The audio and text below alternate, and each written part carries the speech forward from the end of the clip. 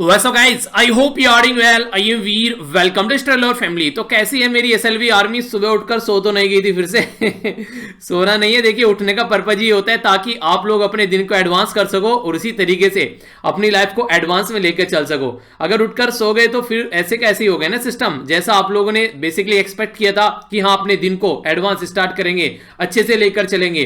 घर वालों को भी लगना चाहिए कि हाँ बच्चे जो हैं वो अब समझदार हो गए, रेस्पॉन्सिबिलिटी ले रहे हैं, अपने बारे में सोच रहे हैं, तो सुबह को जल्दी से उठकर अपना काम कर रहे हैं जो उनको करना चाहिए उस टाइम पर, तो उसमें इंटरेस्ट ले रहे हैं। तो इस तरीके से ये चीजें आप लोगों के अंदर भी मोटिवेशन लाएगी और आप लोगों का कॉन्फिडेंस बढ़ाएगी, आप लोगों के घर वालों का आप लोगों के ऊपर ट्रस्ट बढ़ाएगी।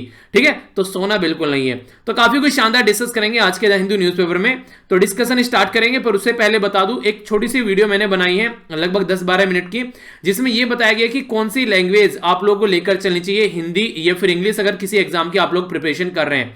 तो ये कई सारे बच्चों के माइंड में डाउट रहता था, तो उसी के बारे में मैंने एक्सप्लेन किया, तो उसको आप लोग जरूर देखिएगा, क्योंकि एक ऐसी दिक्कत होती है जो लास्ट तक जिसके बारे में आप लोग बात करते रहते हो। तो ये सॉल्यूशन स्टार्टिंग में ही निकालिए, खासकर वो जो अभी रिसेंटली जिन्होंने एग्जाम की प्रिपरेशन स्टार्ट की है। तो ये जो भी छोटी छोटी कमियां हैं उनको दूर करते हुए आप लोग को आगे बढ़ना है। तो इंपॉर्टेंट डे के साथ में आज का लेक्चर स्टार्ट करेंगे। यहां पर बात की जा रही है इंटरनेशनल सिविल एविएशन डे। ये बेसिकली जो नगर विमानन है उसके बारे में हम लोग यहां पर बात कर रहे हैं। आप लोगों से मॉर्निंग में मैंने एक इंपॉर्टेंट डे डिस्कस किया था, वो किसके बारे में था नीचे कमेंट बॉक्स में बताइए, उसका रिवीजन कर लीजिए। एक डे हम लोग यहां पर कवर करेंगे। तो 7 दिसंबर है आज, और आज ही के दिन यहां पर इंपॉर्टेंस समझाने की कोशिश की जाती है इंटरनेशनल सिविल एविएशन के द्वारा एयर ट्रांसपोर्ट की। यानी कि एयर ट्रांसपोर्ट, जो एयर के थ्रू आप लोग यात्रा करते हैं, इसकी क्या क्या इंपॉर्टेंस है। अगर मैं आप लोगों से पूछूं कि इसके 2 इंपॉर्टेंस बताइए, तो देखिए सबसे बड़ी बात तो यही है कि यहां पर आप लोग चाहें तो इमरजेंसी में चीजों को यूज कर सकते हैं, एक जगह से दूसरी जगह पर जाने के लिए, जहां पर बहुत ज्यादा रिक्वायरमेंट आप लोगों को होती है किसी पर्टिकुलर एरिया में जाने के लिए।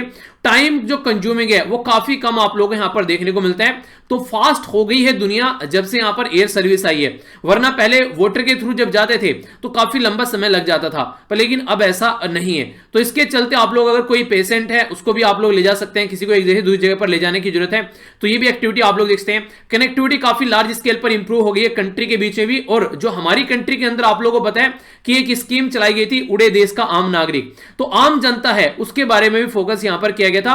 अगर 30 मिनट के अंदर अंदर जो आप लोग यात्रा कर रहे हैं तो उसके लिए काफी कम यहां पर यात्रा के लिए कॉस्ट रखी गई थी, ताकि जो चप्पल पहनने वाला है, बोला था हवाई चप्पल पहनने वाला इंसान भी हवाई यात्रा में ट्रेवल कर सके।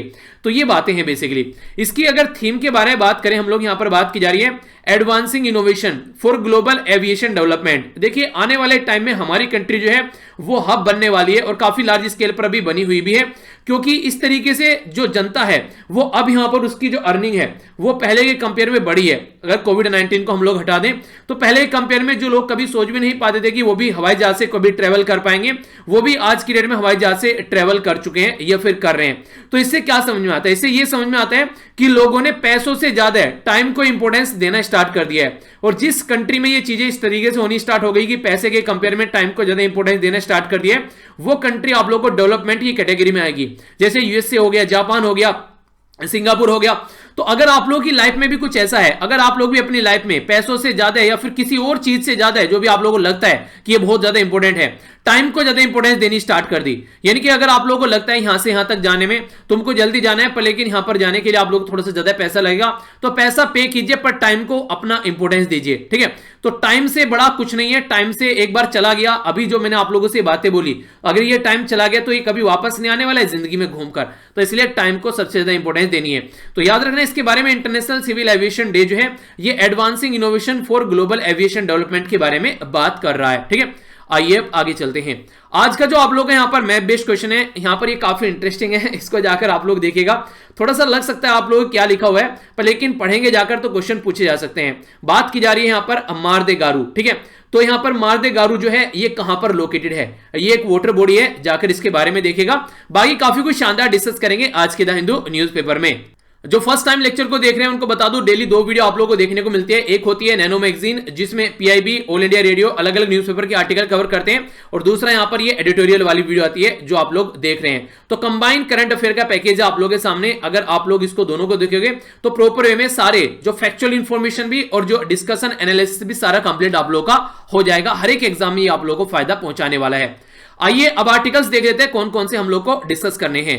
सबसे पहला जो आर्टिकल है यहां पर ये यूनाइटेड नेशन के द्वारा हमारी कंट्री के ऊपर कुछ ज्यादा ही फोकस किया जा रहा है, तो इसको यहां पर आर्टिकल में बेसिकली एक्सप्लेन किया गया है कि हमारी कंट्री में थोड़ा सा भी कुछ होता है यूएन जो है उसके बारे में डिस्कस करना स्टार्ट कर देता है, पर लेकिन ऑल ओवर वर्ल्ड में बुरी बुरी कंडीशन बनी है उसके बारे में फोकस नहीं देता है, तो सेलेक्टिव कंट्री के पीछे पड़ा हुआ है यूनाइटेड नेशन। और इसी के साथ में यहां पर कई सारी और इंटरेस्टिंग जो फैक्ट है वो आप लोगों को देखने को मिलेंगे जो कि काफी इंपॉर्टेंट है, तो डिटेल में डिस्कस करेंगे। ये वाला आर्टिकल भी काफी इंपॉर्टेंट है, अनऑर्गेनाइज सेक्टर के बारे में बात करें, जैसे रेडी लगाने वाले, ठेले लगाने वाले, ये जो डेली वेज वर्कर होते हैं इस तरीके से, तो उनकी लाइफ कैसे चलती है और किस तरीके से उनको क्या कोई सोशल सिक्योरिटी स्कीम मिली हुई है, तो उसके बारे में हम लोग बात करेंगे। इंपॉर्टेंट क्वेश्चन भी होगा जो आप लोग को अटेम्प्ट करने हैं, तो अच्छे से देखेंगे। यहां पर बात की जा रही है मॉनेटरी पॉलिसी कमेटी के बारे में, रिजर्व बैंक ऑफ इंडिया की, तो इसके बारे में हम लोग डिटेल में जानेंगे आखिर क्या क्या चीजें समझाने की कोशिश की जा रही है। ये जो आर्टिकल है, ये आर्टिकल यहां पर इसके बारे में यहीं पर ही आप लोगों को बता देता हूं। डोनाल्ड ट्रंप साहब जो हैं वो चुनकर आए थे 2016 में यूएसए के एज ए प्रेसिडेंट, तो फिलहाल अभी जो बाइडेन साहब आए हैं यहां पर 46 प्रेसिडेंट, डोनाल्ड ट्रंप साहब थे जो थे 45वें प्रेसिडेंट थे। तो जैसे ही डोनाल्ड ट्रंप साहब जो थे वो नॉर्मली किसी प्रॉपर पॉलिटिकल पार्टी के साथ में स्टार्टिंग से लंबे समय से कनेक्ट नहीं रहे, अलग ढंग से देखा जाए तो ये एक बिजनेसमैन थे और एंट्री करी बिल्कुल शक्तिमान की तरीके से और आकर प्रेसिडेंट बनकर बैठ गए। तो इस तरीके का अगर कोई पर्सन अगर यहां पर प्रेसिडेंट बनता है तो वो समझ नहीं पाता है कि रियलिटी में जो कंट्री है वो किस डायरेक्शन में चलनी चाहिए, क्योंकि हर जगह उसको बस बिजनेस दिखाई देता है और बिजनेस के चक्कर में वो सब कुछ बर्बाद करके बैठ जाता है। ऐसा ही डोनाल्ड ट्रंप साहब के द्वारा यहां पर किया गया है। तो एक तरीके से डोनाल्ड ट्रंप चले गए तो उनके पीछे ये पूरा खुन्नस निकाल रहे हैं, गालियां दे रहे हैं, एक तरीके से आप लोग बोल सकते हैं कि कैसी हरकतें करके गए हैं यहां पर ऑल ओवर वर्ल्ड में, कैसा माहौल बिगाड़ के गया है एक इंसान। तो वो नहीं बोलते हैं कि एक मछली पूरी तालाब को गंदा करके चली गई, तो कुछ ऐसे ही यहां पर इनके द्वारा इनको यहां पर समझाने की कोशिश की जा रही है। एक मुझे आर्टिकल याद आता है, यहां पर जब डोनाल्ड ट्रंप साहब चुनकर आए थे उस टाइम पर यहां पर मैं आर्टिकल डिस्कस करता था, तो उस टाइम पर एक आर्टिकल आया था जो कि एनसीईआरटी के डायरेक्टर के द्वारा लिखा गया था। मतलब उन्होंने जो एक तरीके से बोल सकते हैं कि जो सुनाई थी यूएसए की जो कंट्री है उसको, बोला था कि यूएसए का दिमाग खराब हो गया, उनको ये समझ में नहीं आ रहा है कि वो एक ग्लोबल लीडर के तरीके से उनको काम करना चाहिए और ऐसे ऐसे सरफिरे इंसानों को उन्होंने जिता दिया है। इसे समझ में आ रहा है कि यूएसए किस डायरेक्शन में जा रहा है और उनके द्वारा जो बातें बोली गई थी एंड तक आते आते डोनाल्ड ट्रंप साहब ने प्रूफ कर दिया कि वो उनके द्वारा सही बातें बोली गई थी। चलिए जो भी है ये अपनी जगह सही है। ये वाला जो आर्टिकल है यहां पर तेलंगाना में बीजेपी की एंट्री हो गई है और इसी के बारे में आप लोगों के सामने यहां पर कार्टून भी दिखाने की कोशिश की जा रही है। तो यहां पर ये पर्सनैलिटी कौन है इनके बारे में आप लोग बताइए और यहां पर ये कौन है, ठीक है, इनके बारे में बताइए। इनका काफी पुराना नाता है यहां पर इनके साथ में, अगर थोड़ी सी हिस्ट्री आप लोग उठाकर देखोगे तो 40 से 50 शब्द में इसको आप लोग को एक्सप्लेन कर रहे हैं कि आप लोग इसके बारे में क्या सोच रहे हैं, ठीक है। तो यहां पर बोल रहे हैं कि मोदी जी काम हो गया है, ठीक है, हमने कर दिया है काम। साउथ इंडिया में भी कोई बोलता था ना साउथ इंडिया में एंट्री नहीं करेंगे, हो गई हमारी एंट्री, तो ये समझाने की कोशिश की। तो लिखिएगा इसके ऊपर थोड़ा सा जो भी आप लोग लिख सकते हैं। बाकी आज है मंडे को यहाँ पर ये जो यहाँ पर एक तरीके से जर्नलिस्ट का जो एक्सपीरियंस है वो यहाँ पर शेयर किया जाता है, जो एडिटर को जो कमेंट करके लेटर लिखते हैं उनका रिप्लाई करते हैं, तो कुछ ऐसी चीजें देखने को मिलती है। एग्जाम के पॉइंट ऑफ से इंपॉर्टेंट नहीं है, ये भी यहाँ पर इंपॉर्टेंट है, इसके बारे में हम लोग नजर डालेंगे। गवर्नमेंट की जो फिस्कल पॉलिसी है उसके बारे में बात करें, यानी कि जब गवर्नमेंट को सबसे ज्यादा जनता का साथ देना चाहिए था, इकोनॉमी का साथ देना चाहिए था, एक तरीके से ज्यादा इन्वेस्टमेंट करना चाहिए था, उस टाइम पर इसने सबसे कम काम किया, तो ये बातें बोली गई है। तो आर्टिकल के ऊपर यहां पर भी नजर डालेंगे और डेटा पॉइंट भी इंपॉर्टेंट है। बाकी लेक्चर की पीडीएफ यहां से जाकर डाउनलोड कर लीजिएगा, आज तक जितने भी लेक्चर लिए सबकी पीडीएफ इकट्ठी आप लोगों को यहां पर मिल जाएगी। मेरे साथ ट्विटर, इंस्टाग्राम और फेसबुक पर भी आप लोग कनेक्ट रह सकते हैं अगर यहां पर आप लोगों की प्रोफाइल है तो। इंपॉर्टेंट आर्टिकल है, थोड़ा सा ध्यान से सुनिएगा, कई सारी इंफॉर्मेशन आप लोगों को जानने को मिलेगी और एक क्रिटिकल माइंडसेट भी आप लोगों का डेवलप होगा, जो कि एक अच्छी सर्विस के लिए आप लोगों को चाहिए कि हाँ क्या सही हो रहा है क्या गलत हो रहा है उसको समझ पाओगे, तभी तो एक अच्छे ब्यूरोक्रेट बन पाओगे, तभी तो एक अच्छे सही तरीके से शासन को आगे लेकर चल पाओगे। इंडिया के द्वारा बोला गया है अभी यहां पर जो यूएन के द्वारा सेलेक्टिव रिलीजियस जो एक तरीके से गेन फोर्स है उसके ऊपर इनके ऊपर फोकस किया जा रहा है। तो कहीं ना कहीं आज की डेट में इंडिया को टारगेट कर यूएन के द्वारा कई सारे काम किए जा रहे हैं। यूएनओसी इसको बोलते हैं, United Nation Alliance of Civilization. तो इसके बारे में हम लोग बात करेंगे, आखिर ऐसा क्यों बोला गया है इसके बारे में हम लोग समझने की कोशिश करेंगे।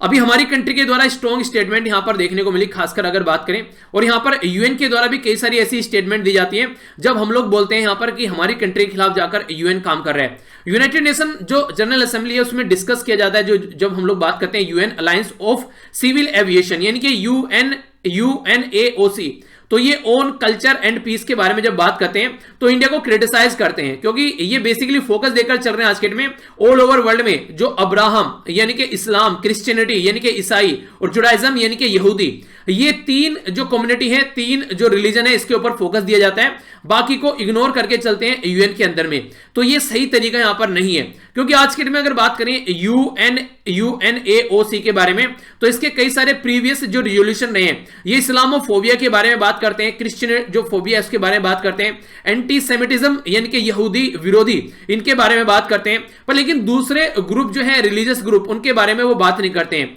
जैसे अगर बात करें पाकिस्तान और अफगानिस्तान के अंदर आज के में जो हिंदू कम्युनिटी है, सिख कम्युनिटी है, बुद्धिस्ट कम्युनिटी है, उनके ऊपर क्या अत्याचार किए जा रहे हैं वहां पर रिलीजियस कम्युनिटी।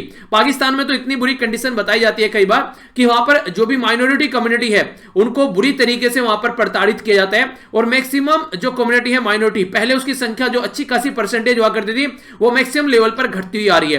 देखिए यहां से पता चलता है कि कंट्री में माहौल सही है या फिर बेकार है। हमारी कंट्री में अगर आप लोग बात करिए तो मैक्सिमम माइनॉरिटी जो कम्युनिटी है उनकी परसेंटेज आप लोगों को बढ़ती नजर आएगी, तो इसका मतलब ये कि हम लोग सब मिलजुल कर रह रहे हैं अपनी कंट्री में।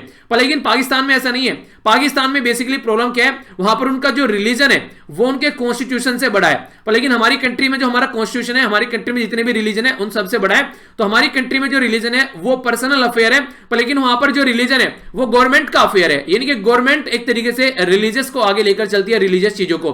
तो इसीलिए वहां पर जो माइनॉरिटी कम्युनिटी होती है, जैसे हिंदू, सिख और बुद्धिस्ट हो गए, उनके ऊपर काफी अत्याचार देखने को मिलते हैं। जैसे मंदिर जो इसी के साथ में जो गुरुद्वारा वगैरह है, इनमें कई बार इनको डिस्ट्रॉय भी किया जाता है। वहां पर बेसिकली अपने जो रिलीजन है उसी को वो मेंटेन रखना चाहते हैं और उसी के ऊपर फोकस देकर चलना चाहते हैं। इसीलिए अगर मैंने आप लोगों से जो बात की थी, याद होगा आप लोगों को, ऑर्गेनाइजेशन ऑफ इस्लामिक कोऑपरेशन, वहां पर भी ये ऐसी ऐसी हरकतें करते हैं। दूसरी कम्युनिटी के बारे में कभी भी कोई एक प्रॉपर वे में बात नहीं की जाती है और ये ऐसी एक्टिविटी देखने को मिलती है।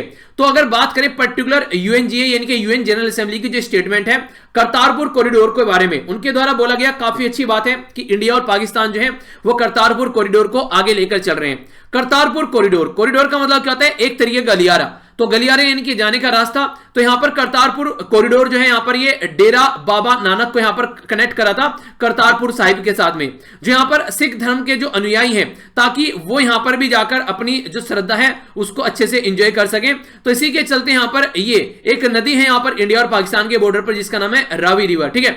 तो इसको होकर यहां पर ये करतारपुर कॉरिडोर बनाया गया है। तो ये क्वेश्चन आप लोगों से कई बार पूछ लिए जाते हैं। तो इंडिया और पाकिस्तान के बीच में है करतारपुर कॉरिडोर, जिसको काफी अच्छे से अप्रिशिएट किया गया था और बोला गया था कि इंडिया और पाकिस्तान के बीच में अच्छे रिलेशन बनाएगा करतारपुर कॉरिडोर।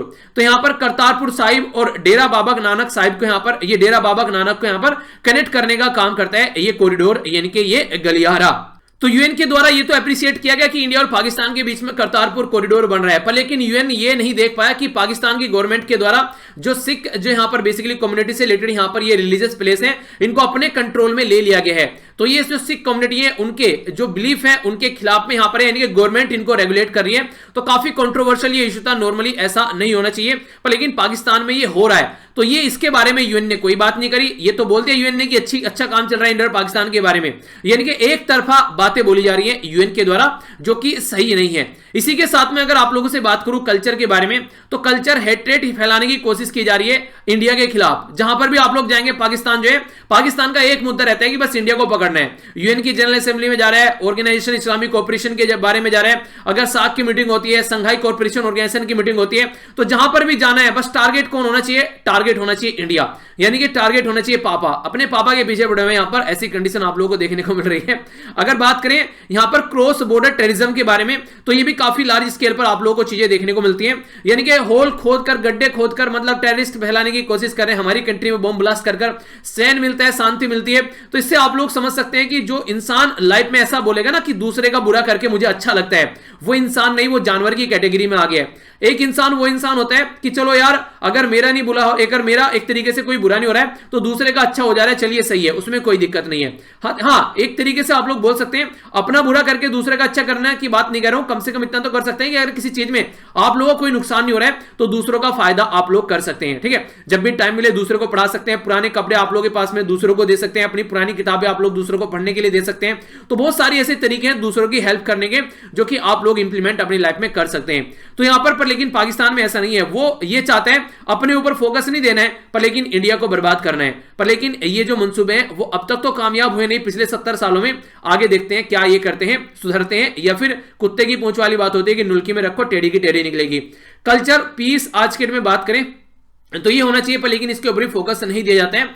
अगर यूएन के बारे में बात करें तो जो सिलेक्टिव इनका एजेंडा चल रहा है कि हाँ ऐसा कुछ इंडिया के अंदर हो रहा है तो तुरंत ये बातें करने लगते हैं, पर लेकिन दूसरी कंट्री के अंदर हो रहा है तो यहां पर खासकर दूसरी कम्युनिटी को लेकर तो ये बातें नहीं करते हैं, तो ये गलत है। यहां पर यूएन का जो सिलेक्टिव जो एजेंस की बात की जा रही है अंदर यूएनएसी, इसको सेटअप किया गया था 2015 में। तो इसको बेसिकली सेटअप किस लिए किया गया था, उसके खिलाफ में ये जाकर काम कर रहा है। इसको बनाया इसलिए गया था ताकि पोलराइजेशन रोका जा सके सोसाइटी के अंदर और कल्चर के अंदर, और जो डिफरेंस है उसको कम किया जा सके, यानी कि सुलह करने की कोशिश करनी चाहिए थी इसको, और ये और ज्यादा प्रॉब्लम क्रिएट कर रहा है सोसाइटी को, और ज्यादा यहां पर अनप्रोडक्टिव बनाने की कोशिश कर रहे हैं। तो क्या ये सही है यहां पर, तो इसको भी फोकस देकर थोड़ा चलना चाहिए। यूएन का जो रिजोल्यूशन है अगर उसके बारे में यहां पर बात की जाती है तो यूएन का जो रिजोल्यूशन है वो काफी कंसर्न भरा होता है, क्योंकि ये खासकर बात करते हैं उस चीजों पर जो गलत हो रहा है। तो इंडिया का कंसर्न इसी के लिए यहां पर 3 रिलीजियस के ऊपर ओनली फोकस किया जा रहा है, बाकी जो कम्युनिटी है उसको बिल्कुल इग्नोर किया जा रहा है। जबकि यूएन एक ऐसी बॉडी है जो बनाई गई थी ऑल ओवर वर्ल्ड पर फोकस देने के लिए। इंटरनेशनल जो बॉडी है इसका अगर एम आप लोग जाकर देखोगे ना,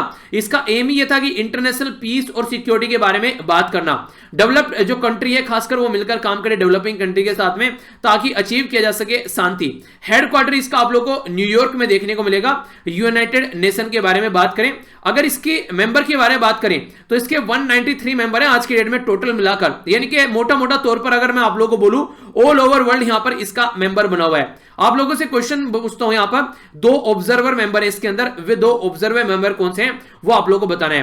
5 परमानेंट मेंबर होते हैं और इसमें 10 नॉन परमानेंट मेंबर होते हैं। हमारी कंट्री के लिए जो नॉन परमानेंट मेंबर की सीट है वो 2021 से लेके 2022 तक हम लोग को ये सीट मिल रही है। तो ये एक इंपॉर्टेंट क्वेश्चन आप लोगों के लिए बन सकता है। इसी के टाइम पर हम अपनी आजादी की 75वीं जो सालगिरह है वो सेलिब्रेट करने वाले हैं 2022 में। तो इसलिए कई सारी चीजें आप लोगों ने देखी है, किसानों की इनकम डबल करना है तो 2022 में हम लोग को 175 गीगावाट सोलर एनर्जी को जनरेट करना है तो 2022 में। ये सारे डेटा इसलिए आ रहे हैं क्योंकि 2022 को इसी तरीके से टारगेट बनाया गया है। तो यूएन को थोड़ा सा तो यहां पर इस चीज को देख के चलना चाहिए कि हाँ किस डायरेक्शन में चीजें चल रही है। पाकिस्तान को भी देखिए पाकिस्तान क्या कर रहा है, पाकिस्तान तो हरकतें कर ही रहा है कि इंडिया के खिलाफ कंट्रोवर्सी क्रिएट करने की कोशिश कर रहा है, पर लेकिन हमको भी समझना पड़ेगा। अगर यहां पे हम लोग बात करते हैं तो जैसे दिल्ली के द्वारा बोला गया कि हमारी कंट्री में जो दिल्ली के अंदर दंगे हुए उसमें बोला गया कि मोस्टली जो मुस्लिम कम्युनिटी है उसके ऊपर यहां पर अत्याचार किया गया, ऐसा कंसर्न था यहां पर यूएनएओसी का, ठीक है, इसकी स्टेटमेंट के हिसाब से अगर हम लोग बात करते हैं। पर लेकिन अगर बात करें बहुत सारी कम्युनिटी पाकिस्तान में खतरे में, उसके बारे में यहां पर कोई ज्यादा फोकस नहीं दिया जाता है।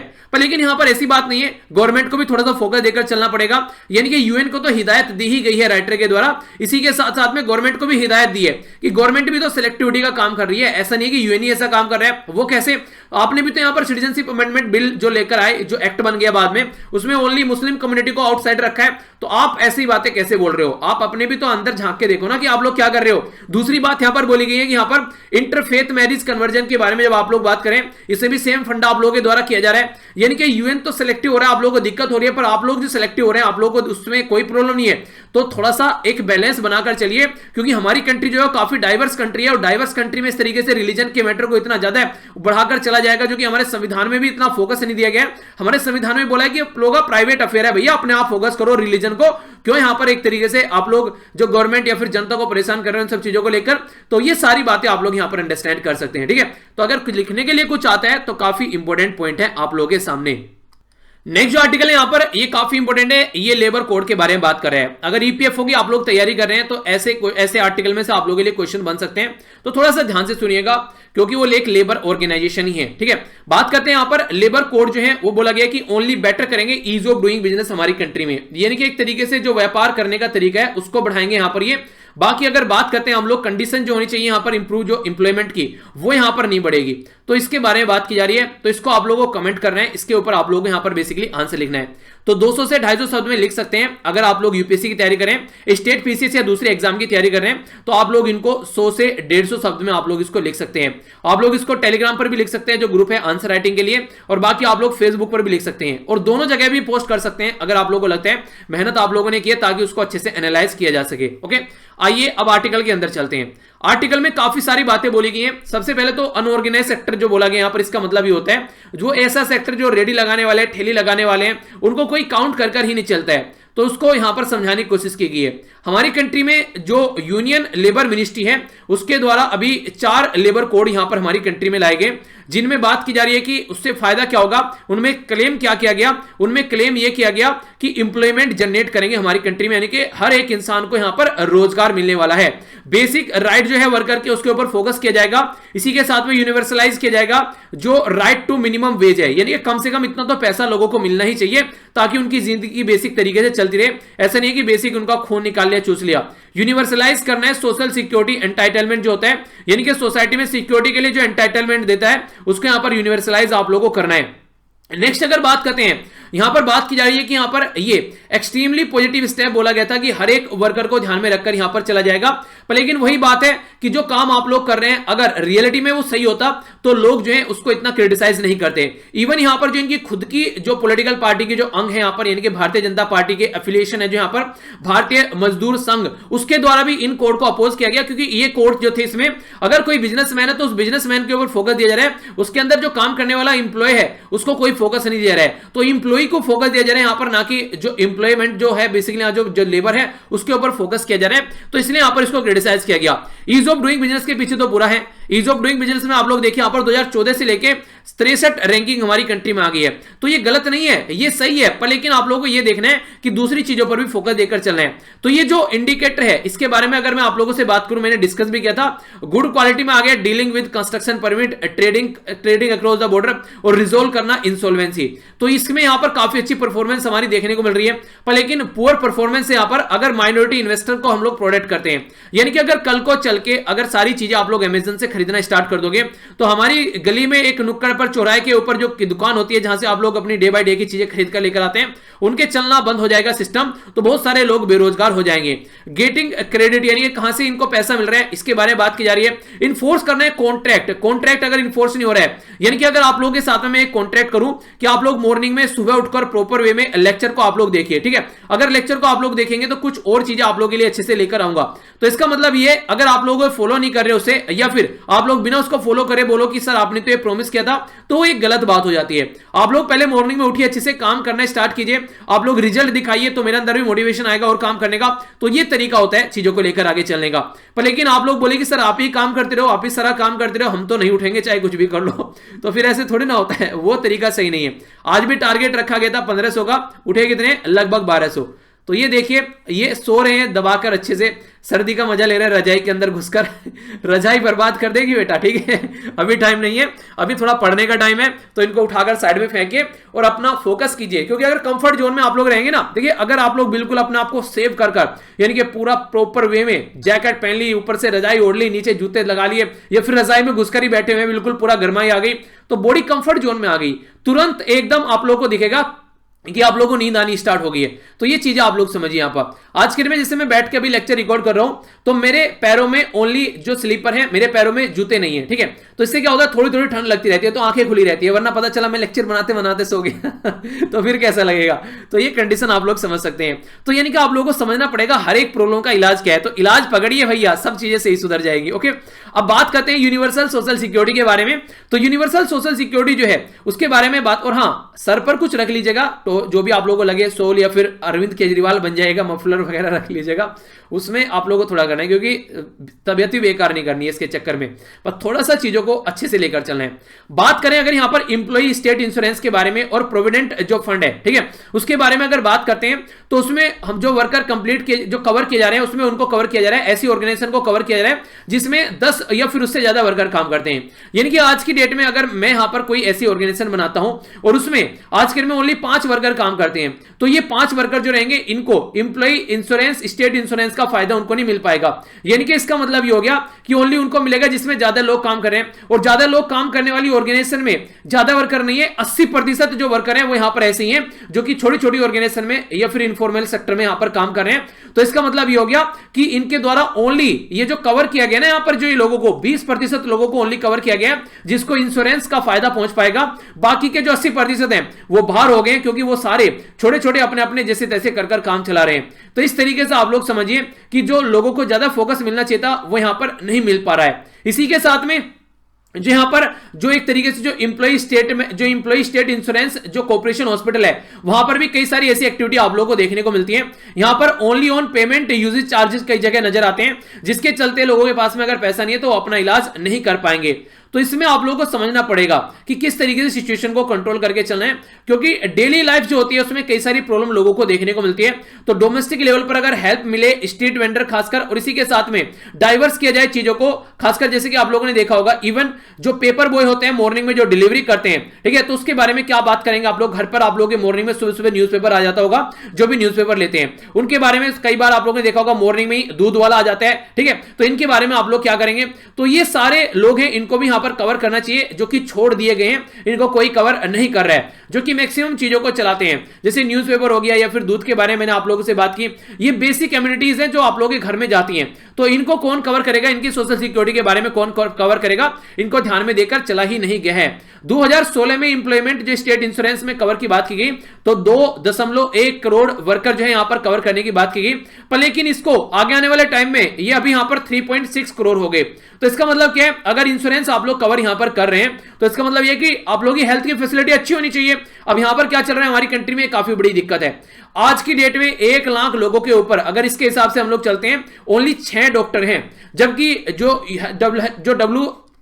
WHO यानी कि वर्ल्ड हेल्थ ऑर्गेनाइजेशन ये बोलती है कि कम से कम 100 डॉक्टर तो होने चाहिए। यार ओनली आप लोग क्या कर रहे हैं, 1 लाख लोगों के हिस्से में ओनली 10 डॉक्टर आ रहे हैं, तो वो जो सॉरी 10 भी ज्यादा बोल दिया मैंने, तो 6 डॉक्टर आ रहे हैं, 6 डॉक्टर आ रहे हैं। तो इसका मतलब ये होगा कि कल को अगर ज्यादा जनता बीमार हो जाते हैं, जैसे कोविड-19 की कंडीशन बन गई, तो यहां पर अफरा तफरी हो जाएगी। यानी कि कम से कम 100 डॉक्टर तो आने चाहिए 1 लाख लोगों पर, तो लगभग 1000 लोगों पर 1 डॉक्टर तो मिनिमम यहां पर होना चाहिए।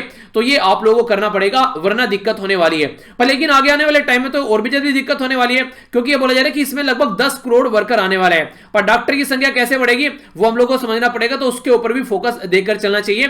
तो जो अवेलेबल कैपेसिटी है हमारी कंट्री में, हॉस्पिटल और जो डिस्पेंसरी है, वहां पर कई बार आप लोगों ने देखा होगा दवाइयां भी नहीं मिलती है, तो इनएडुकेट फैसिलिटी प्रोवाइड कराई जाती है, कभी डॉक्टर अवेलेबल नहीं रहता है, ठीक है। जिस तरीके से देखा होगा ना, नायक मूवी आप लोगों ने देखी होगी कि साहब मेरा बच्चा काफी बीमार हो गया है और ये प्रॉब्लम देखने को मिल रही है, वो डॉक्टर जो है वो वहां पर है नहीं हॉस्पिटल में, वो क्या करे, वो तो अपना प्राइवेट इंस्टीट्यूशन चला रहा है या फिर अपना प्राइवेट किसी दुकान को खोले बैठा हुआ है, वहां से छुट्टी मिलती है तो फिर वो गवर्नमेंट हॉस्पिटल में आता है। हालांकि ये चीजें अब काफी कम हो गई है, पहले लार्ज स्केल पर देखने को मिलती थी, अब चीजें काफी कम हो गई जब से ऑनलाइन चीजें चल रही हैं, ठीक है। लोगों के अंदर भी जागरूकता आई है, तो लोगों के अंदर जागरूकता आई है, उससे काफी चीजें जो हैं वो सुधरती हुई नजर आ रही हैं, पर लेकिन फिर भी कुछ ना कुछ चीजें देखने को मिल ही जाती हैं। अगर बात करें यहां पर अंडर यूटिलाइज जो हॉस्पिटल हैं, उसके ऊपर आप लोग फोकस देकर चल सकते हैं फैसिलिटी को बढ़ाने के लिए।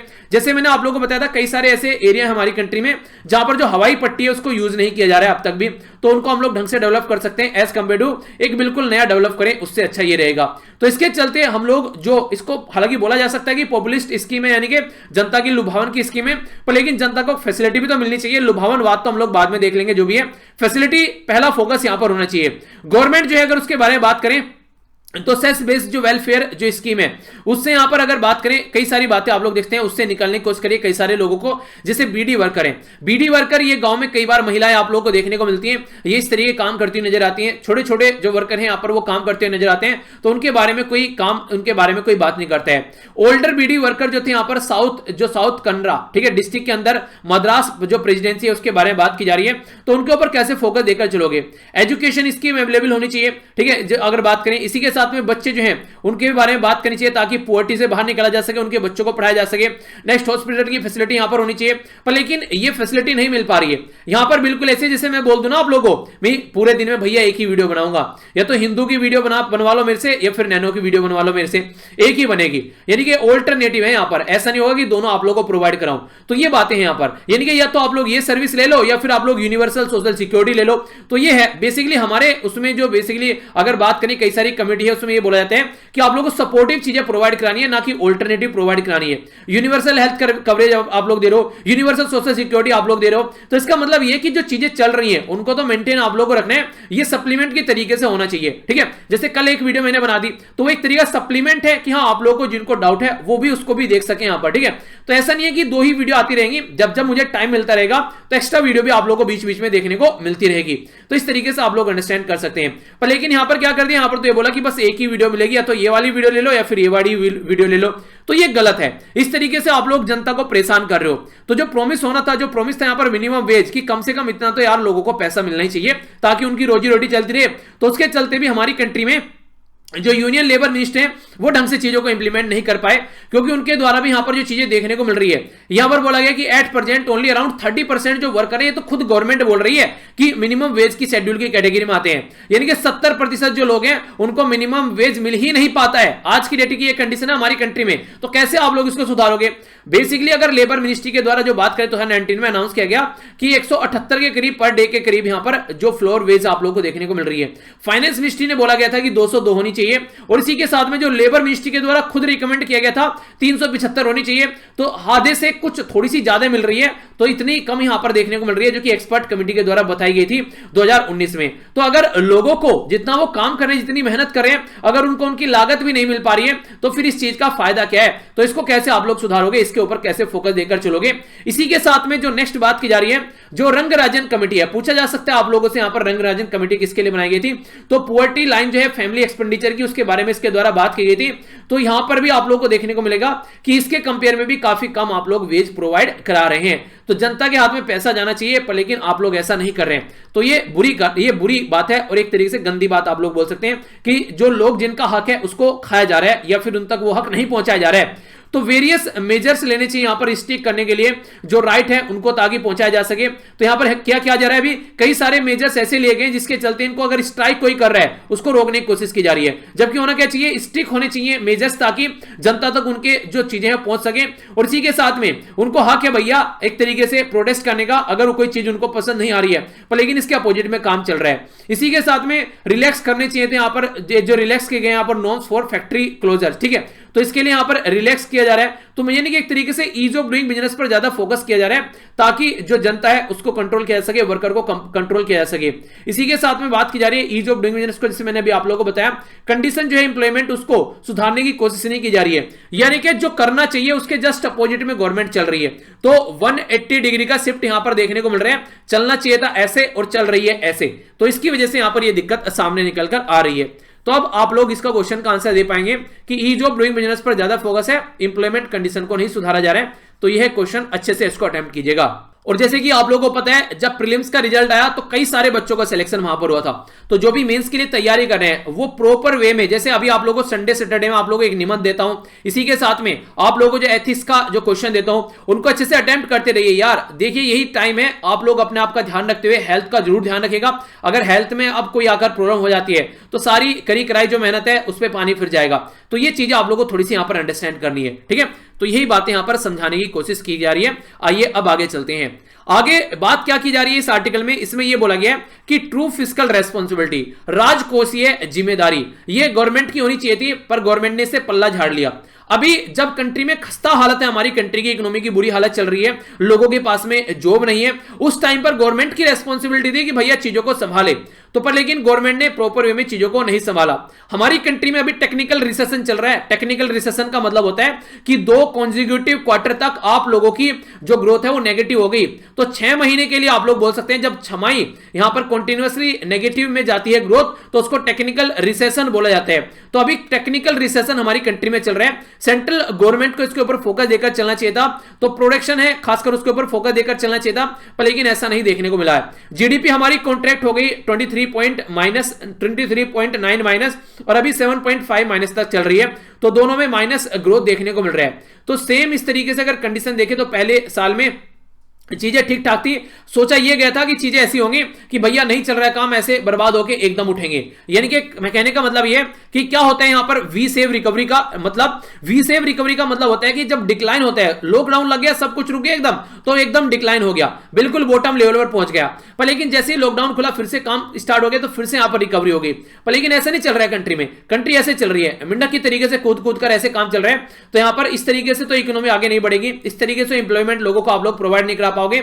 तो ये तो एक तरीके से मुंगेरी लाल के सपने हो जाएंगे, कुछ अच्छा होने वाला है अगर ऐसे हालत रहेगी कंट्री में इकोनॉमी की। तो वी सेफ होना चाहिए था रिकवरी, पर लेकिन वी सेफ रिकवरी जो है वो भी यहां पर देखने को नहीं मिल रही है, जो कि प्रेडिक्ट की गई थी हमारी कंट्री में इकोनॉमिस्ट है उनके द्वारा। वी सेफ रिकवरी अगर निकल कर आती है तो सेंटर ने लॉकडाउन लगाया, तुरंत यहां पर लॉकडाउन हटा, तो सप्लाई चेन स्टार्ट हो गई, तो नॉर्मल तरीके से चीजें होनी चाहिए थी, पर नहीं हुआ। पोस्ट लॉकडाउन जो है काफी सारी चीजें डिक्लाइन हो गई, इन्वेस्टमेंट डिक्लाइन हो गया, लोगों का ट्रस्ट जो था मार्केट में वो खत्म हो गया कि बोला पता चला पैसे इन्वेस्ट किए और वो ऐसे के ऐसे धरे के धरे रह गए, तो कैसे काम चलेगा।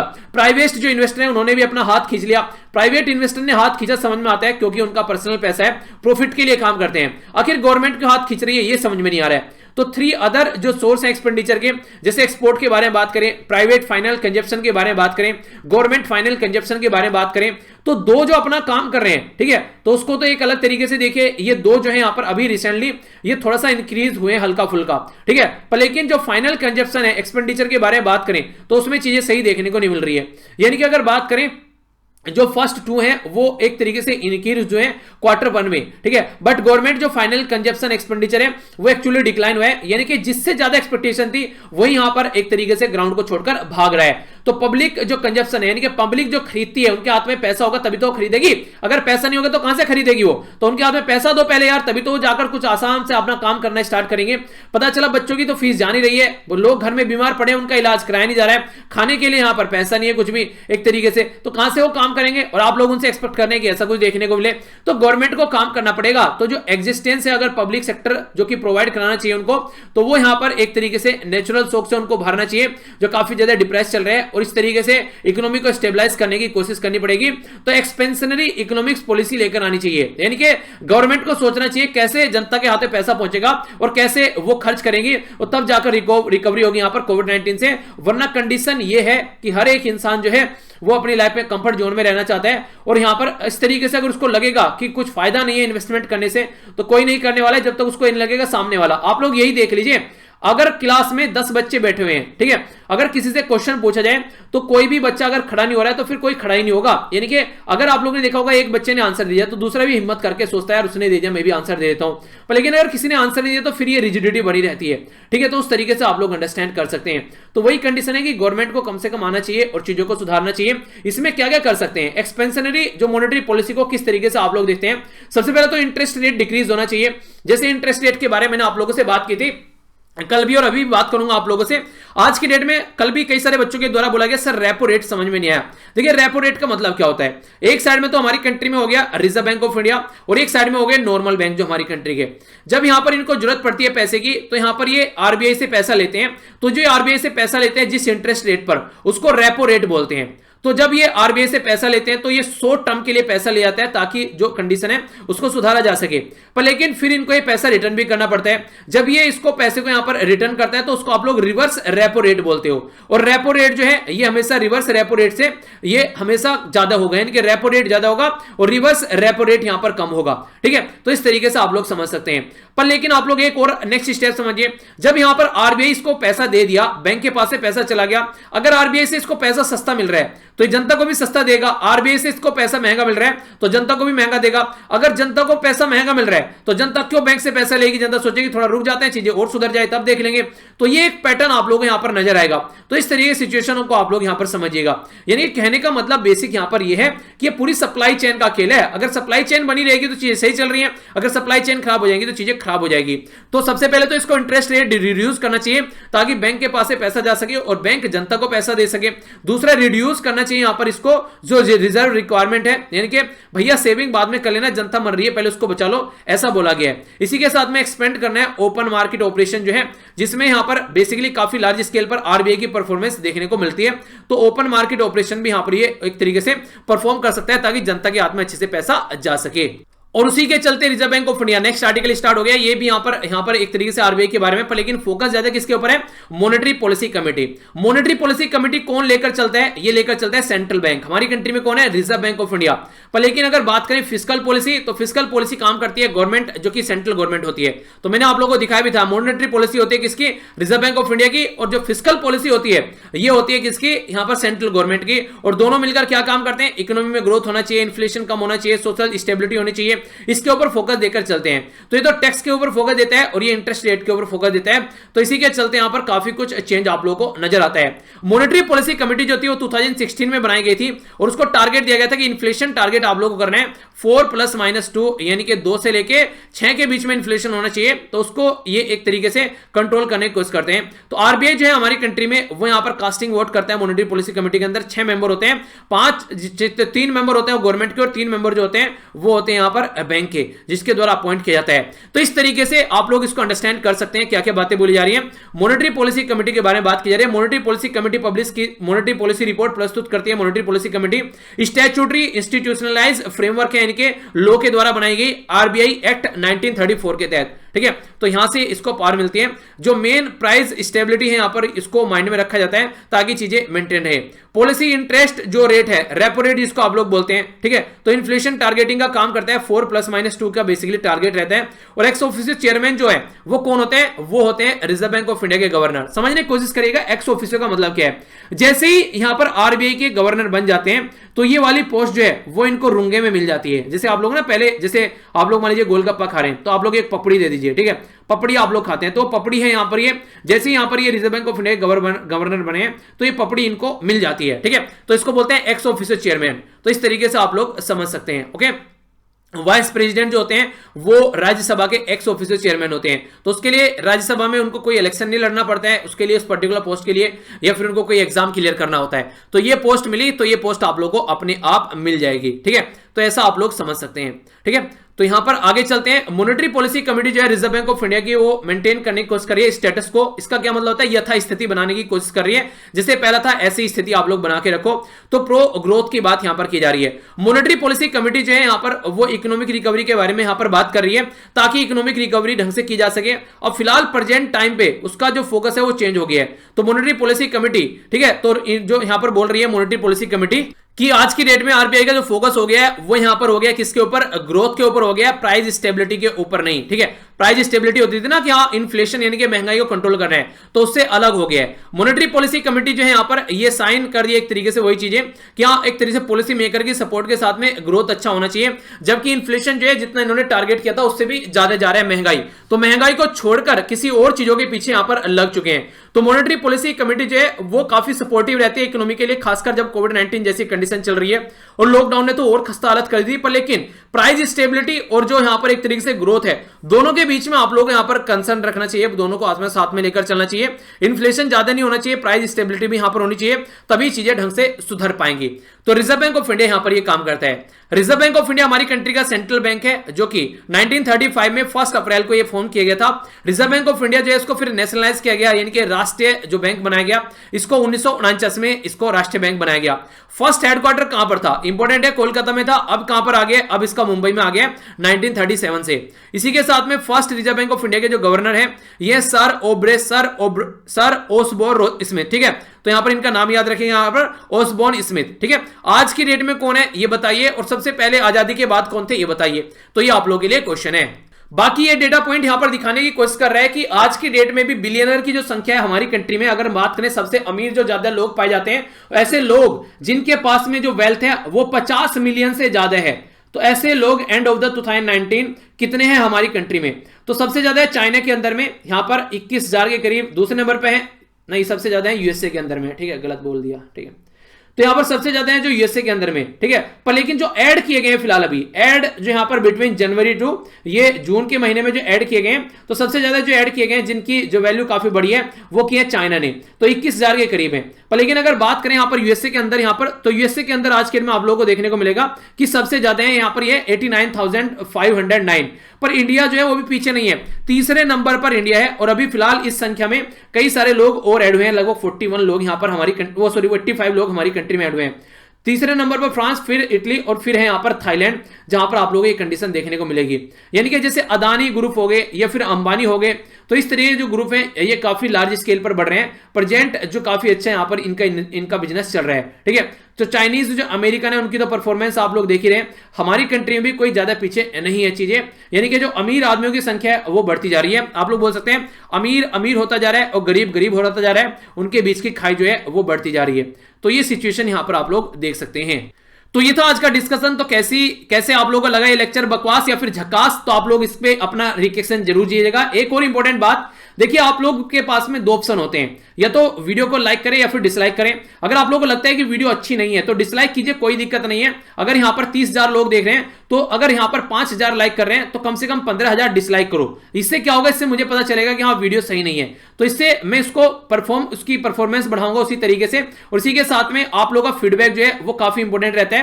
तो वीडियो के देखने के बाद में पता होना चाहिए ना, क्योंकि हर दिन अलग अलग वीडियो रहती है, तो उसका एक तरीके से फीडबैक है आप लोगों को, तो फीडबैक जरूर देकर जाइए। और एसएलवी फैमिली को हम लोग को जल्दी से 1 मिलियन लेकर आना है, तो इसको सपोर्ट कीजिए अच्छे से, जितना ज्यादा लोगों तक पहुंचा सकते हैं, क्योंकि मेरा काम होता है लेक्चर बनाना, तो मेरा काम कंप्लीट हो जाता है। इसके बाद में आप लोगों का काम होता है अपनी पढ़ाई करना और ज्यादा से ज्यादा लोगों तक चीजों को पहुंचाना। यहां से जाकर पीडीएफ आप लोग डाउनलोड कर लीजिएगा, टेलीग्राम से सारी पीडीएफ इकट्ठे मिल जाती हैं और यहां पर भी आप लोग कनेक्ट हो सकते हैं। देखिए जो खुशियां होती है वो बांटने से बढ़ती हैं। एक candle lose nothing by lightning the another candle. अगर आज की डेट में आप लोग कुछ चाहते हैं और किसी को आप लोग पढ़ा दोगे, उससे आप लोग कुछ नहीं बिगड़ेगा और सामने वाले को कुछ सीखने को मिल जाएगा।